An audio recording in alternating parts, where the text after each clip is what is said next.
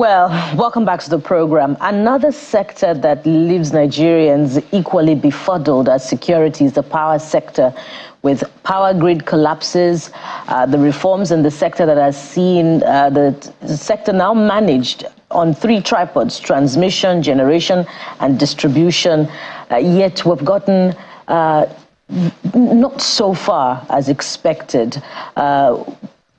Where are we headed now? What reforms will take us to our preferred destination as far as power distribution is concerned?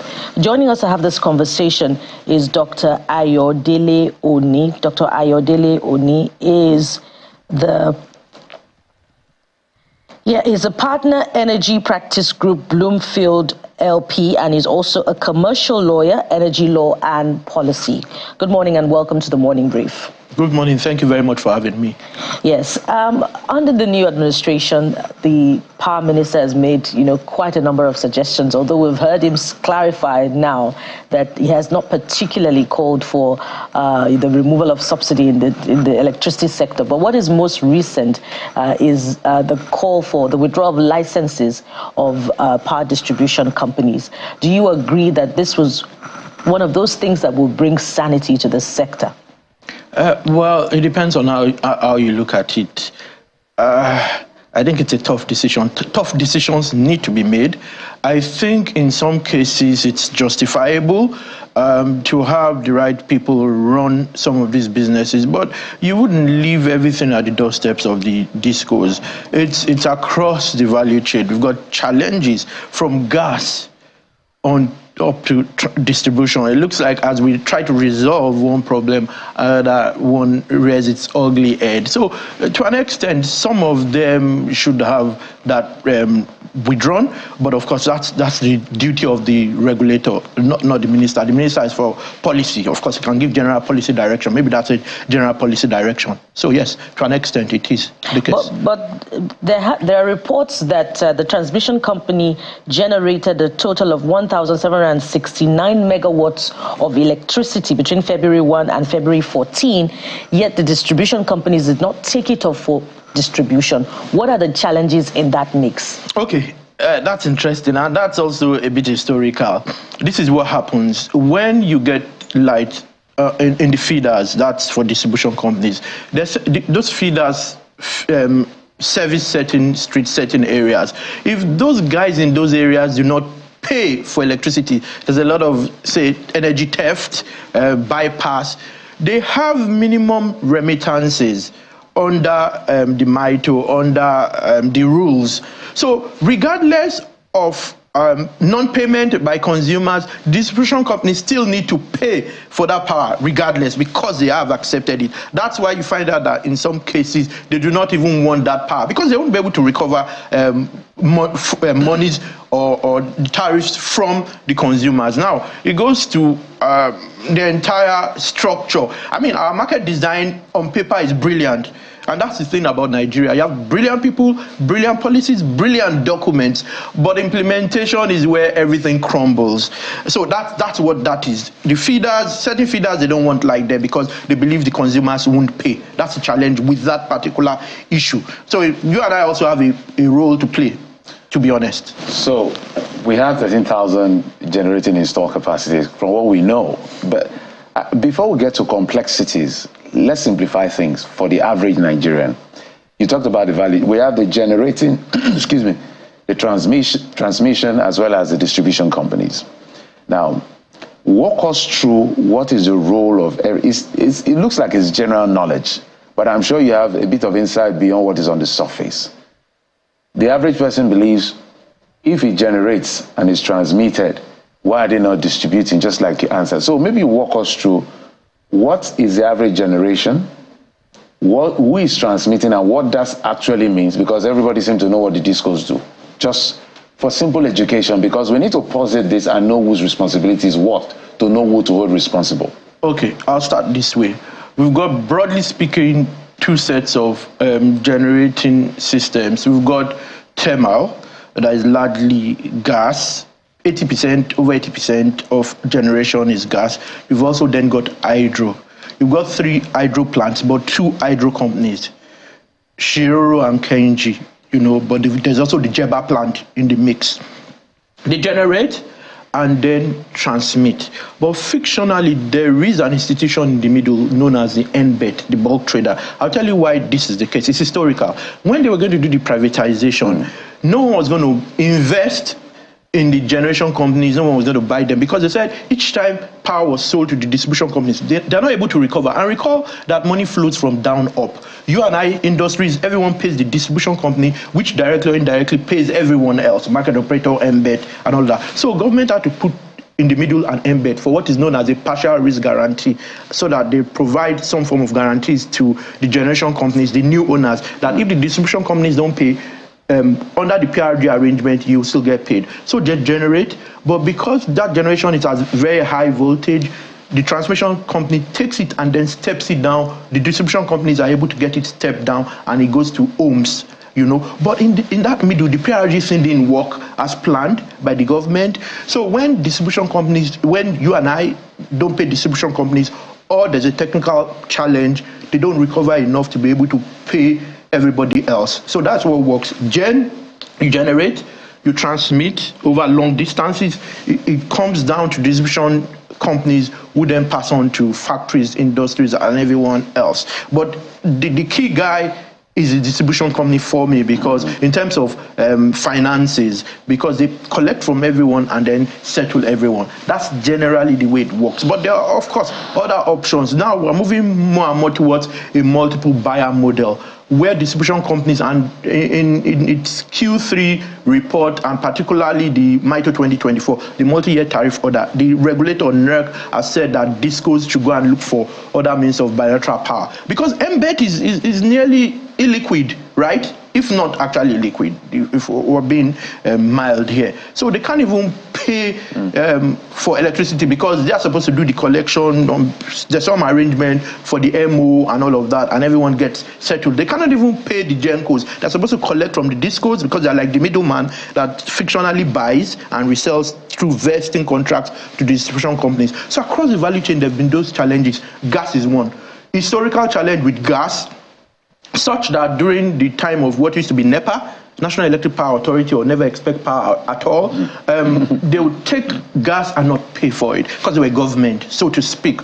By the time you unbundle the Power Holding Company of Nigeria, please hold your candle now, you then add a situation where it continued, and billions and hundreds of millions of dollars were owed gas distributors. Imagine you were supplying something to someone on credit, and that person continues to owe you so much money and accumulate debts. You're going to cut off. 1, 2, there wasn't sufficient investment in gas infrastructure. We're one of the, in terms of gas reserves, we have huge gas reserves, both non-associated gas and associated gas.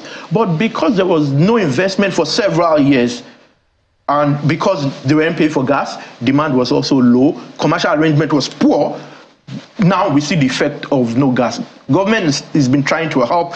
At some point, a few years ago, they did pay some of those funds, but it's accumulated again. So we said 80% of our generation is gas-fired, right? So no gas, you can't fire. Now, transmission. Between 1987, about 2012, 2014, there was no major grid enhancement, no infrastructural development. So imagine in 1987, with a population of 60, 80 million, you had a grid that can carry, say, 4,000 or less. You do nothing to it for nearly 2 decades.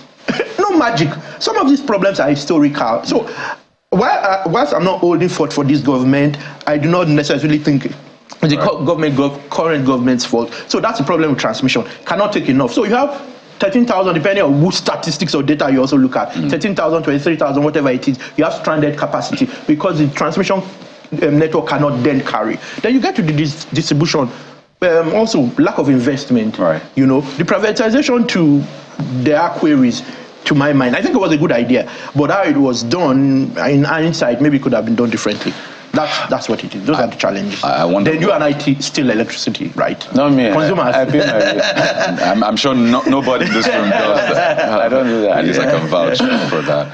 I don't know what name you give discos, because you've given NEPA their name, given PHC. Yes. I don't know what you call disco now. But it just goes to show how long this problem has been with us. We're doing, I think the minister said 4,000 generating just over 4,000 megawatts, when it is said that we need about 30,000 or more megawatts. And this morning I was reminded of Sound Sultan's song, the late Sound Sultan, God bless his soul, that when we ask our government when they're going to give us light, they say in 2010. 14 years after 2010. In fact, some people would tell you that Obasanjo had also promised that in 2001, that would have some semblance of uninterrupted power supply. We've had uninterrupted democracy, but it's not the same for the power sector. A lot of Nigerians don't really want to understand, is it Genco, transmission company, or Disco? What they want is stable power supply. What would it take as a matter of now to get Nigerians stable power supply? And I like us to be very frank, because I know there are some areas that people don't want to go into because of being politically correct. They don't want to step on toes. If you say people have to pay much or pay more, people will be like, do you want to kill us? If you say that we need to withdraw licenses, Discos will say, do you want to get us in trouble? So I know there are those areas, but I want us to be as frank as possible, because we can't keep doing the same thing and expecting different results. That's madness, literally. So Dr. Oni, help us out. Okay, I think the first step is policy and the new law. I understand that there's a consultation paper that will be out in the next week or two that would give some guidance as to where we are headed. But there's the Electricity Act. The Electricity Act now allows states, of course, flowing from the constitutional amendment, now allows states to legislate on generation, transmission, and distribution. That would be part of the solution. Distributive generation or distributed generation, where you'd have smaller units. Now, the problem then is that people may begin to cherry pick and say, okay, in VI, in Ikoyi, in Lekki, people will pay. In other areas, what then happens? I've thought of some solutions, e.g., I think the distribution companies will also be forced to sub-franchise. Now first, and I thought of a concept, the Oluomo concept. Sounds interesting, right?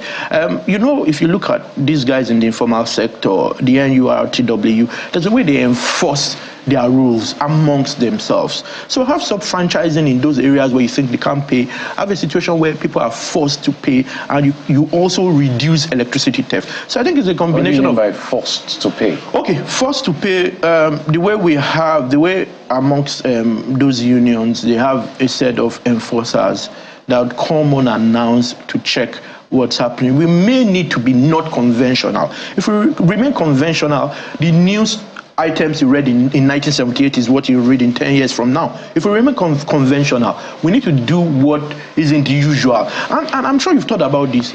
Harvard principles will work in the US, will work in the UK, will work in Canada, will work even in South Africa. You bring it to Nigeria and it falls like a pack of cards. So I think that we need to be unconventional. I think we need to promote more distributed generation. Everyone needs to work hard around the transmission system and have milestones. For me, hire people, give them targets, milestones. They fail, you fire them. We can't be emotional. If we need to be crazy. The minister needs to be crazy in court. Hire and fire people. Give them targets. If they don't meet it, we don't want to listen to stories. Ask them what they want in the beginning. They tell you we need A, B, C, D, E. Provide A, B, C, D, E. Agree timelines. If they fail, you sack them. I think part of the challenges in the sector is also that people get their tenures renewed. People do what's very minimal, and they just move along. And that's kept us where we are today. So I think it's each state taking its destiny into its hands, and that's the advantage of having a federal system. Those states which do not have the capacity can then rely on the federation. I think that beyond what I've said, I think we need to work more. The technical guys, the politicians need to work more with the academics.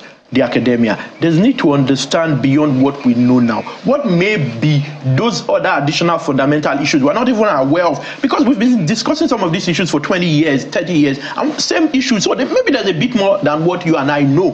That's what the Silicon Valley does with Stanford, I believe. Stanford, so we need to do a bit more research. But from practical point of view, it's those issues, transmission, ensure that you and I pay, everyone pays, maybe not you and I, everyone pays, reduces electricity theft. The laws are there, strong, copious provisions are in the Electricity Act, but enforcement is a challenge. You see?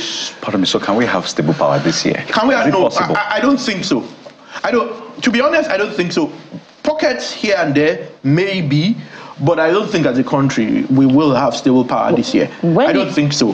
When you say everyone should get involved in transmission, you mean States, the subnationals? Yeah, the subnationals need to support the federation. Everyone, yeah, because if transmission is still weak, we will still have this problem. You just then have stranded power. You have 23,000 megawatts, but you can't transmit because your transmission network can only do a particular quantum, 4, 5, 7, some will say when it's peak. But there's a presidential initiative with Siemens trying to upgrade all of that infrastructure. But I'm not sure that alone is sufficient. I think as a country, everyone needs to come together. Every subnational needs to come together. Otherwise, we'll be discussing this in 20 years. Don't you think that requires maybe a state of emergency, given the importance of that sector? I think that's been declared a few times, right? But it's not about declaring, it's about walking the talk. That's my view. It's not.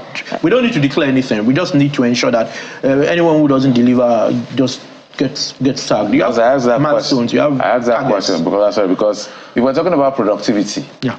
And so that we stop relying on these short-term advances from ways and means from the central bank that leads to nowhere, then we have to get this fixed. Yeah, because imagine 84% of businesses in Nigeria are micro, small, and medium-scale enterprises. And imagine that they spend 40% of their cost on electricity. And I understand recently it's increased by over 21% already. So we're in trouble if we don't do something about it. We can't be competitive. Well, I'd also like you to speak to why the subnationals are not taking advantage of the legislation. But I'm glad you mentioned Siemens. While you're reflecting on that, the criticism against Siemens also is that, look, they're supplying outdated technology to Nigeria in the first place, while the world is looking at various forms of power supply, solar, hydro, gas. Siemens is also only a company that manufactures equipment, and it's not necessarily a company that has any dexterity in utility, in distribution of power supply. What are your thoughts on this? Okay, so we have a lot of gas. We haven't made the most of it. We are speaking about renewables. I don't get.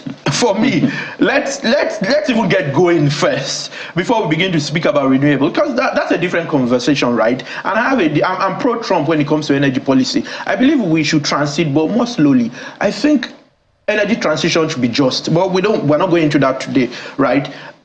Let's make do with what we have and make the best of what we have. Otherwise, we'll continue to complain and never make any progress. Yes, Siemens will have its challenges, and I've always been of the view that alone isn't insufficient, right? We need the subnationals to work with the federal government to achieve success. That's the truth. Or else we'll be here for 20 years, and you'd invite me in my 50s, in my 60s to come and have this conversation.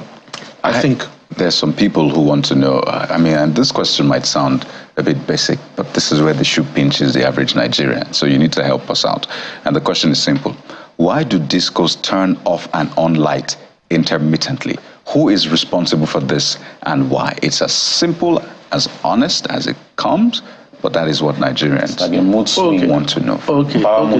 So it's many things. At times they ration electricity. It's a combination of equipment challenges. So they say, okay, this is an area we've only got this much power. We will give this area for a few hours or a few days and then give that area. Or a few minutes, seconds, maybe. You understand? And it could be that they've got a challenge at that moment with a particular infrastructure for a particular area. So they need to constrain down or constrain off or de-energize, get it fixed, and it then comes up. It goes to same challenges around not receiving enough and poor infrastructure, even by the discos. I think when the guys bought some of these assets, they didn't have the capacity to run them. They just thought, oh, it's like telecoms, we'll make money. It's like oil and gas, we'll make money. But you need to be more efficient. Anything downstream, whether it's refining, petroleum products, it thrives on efficiency. If you're not efficient and you don't have high quality infrastructure, are we going to make progress? But don't they have the obligation to give us a schedule? Because this is a service that we are paying for. Give us a schedule. So this week, this is what we're envisaging. On Monday, we can only give you 5 hours of power supply. So we'll give you from this time to this time. So on Tuesday, so people can plan. Do you know how much people struggle with anxiety and all of that because they can't predict power supply? Okay, one, some of it is outside their powers. If there's a problem with generation which wasn't planned, it doesn't matter what schedule they've given you, right? If the generators or the transmission network doesn't supply power, it doesn't matter what schedule. But that's a good point. But the generation, they always say they are giving, but they are not able to take that. No, but she read something now, 1,000, or he did 1,000 megawatts. 700 megawatts. Yeah, very little because of partly the gas constraints, and also there have been challenges with arson and people who are damaging, vandalizing infrastructure. So it's difficult. There are rules. Now, I think NERC is probably best regulator when it comes to issuing regulations and all of that. And historically, I think they struggled with implementation. I think more recently, and could have been political interference at that time, more recently they seem to be guns blazing. I don't know if you've noticed. Oh, they are? They are withdrawing licenses. There's an 11 billion naira penalty measure taken against a number of those discos. I think all of them, because what we do now is a service-based tariff system, where if you get between 16 and say 20 hours or so or more, your own tariff is much higher than those who get less. I think it's about 4 bands, and the discos have played games around those, and NEC did their audits and noticed an 11 billion and that to refund you and I, consumers who've been overcharged. So I think NEC is waking up more to its responsibility for a long time. And if you've had these historical challenges with not enforcing rules, maybe there's political interference. I spoke with someone once who's now left the regulator. A lot of people have left the country. Was saying, we make decisions, we want to wield the big stick, and we get a call from the presidency, not this administration. We get a call from the presidency saying we shouldn't do what we want to do. So the regulator's been weak. Transmission has been abandoned for 20 years. Gas issues have been there because of the historically poor commercial arrangement, poor infrastructure, the challenges with NEPA taking gas and not paying for it. So if you have these historical challenges and the country is quite broke or has been broke until maybe recently, I don't know, how are you going to deal with those issues when you need $10 billion every year to do something? So two questions in one. We also have to be fair to the discourse at some point. Those people that are perpetually indebted to discourse, even the presidency was complicit at some point. MDAs. Until the president said, stop embarrassing us, pay these people their money. There are places that are owing this. So what do we do about it? And then how do we ensure that these people realize, these discourse realize that this is a contract between us and them? Kaide was saying, and they give us a schedule. We know there could be anything could happen in between, but okay, it didn't happen this time because, okay, something may have happened. But we don't even have an idea. It's like somebody's having a mood swing on, 10 minutes later, turn it off. You'll be surprised that there are regulations by NERC for some of these things. Yeah. It's just, like I've stated, our problems are not those sort of things, regulations and all of that. Our problems are around implementation and enforcement, right? So I think there are regulations around those issues. Is just for NERC. I'm sure some of them at NERC are listening and should enforce more some of these things. They've improved in terms of enforcement, but I think that's a valid point. Yes, and NEC should enforce all governments at all levels. Yeah, they should pay their debts. Yeah, MDS should pay. The presidency should pay. And the barracks. Everyone should pay. And there's so many other questions in that mix also, Dr. Oni, when you consider, that the discos say government did not fulfill their own parts of the promises before they got their licenses. But we're going to have to leave that and, continue this conversation some other time. Thank you so much, Dr. Ayodele Oni, for your time and contributions on the program. Dr. Oni is the partner, Energy Practice Group, Bloomfield LP, and commercial lawyer. Thank you so much for coming on the program. Thank you very much for having me. And up next on the show is that big man doing great things. Stay with us. We'll be right back.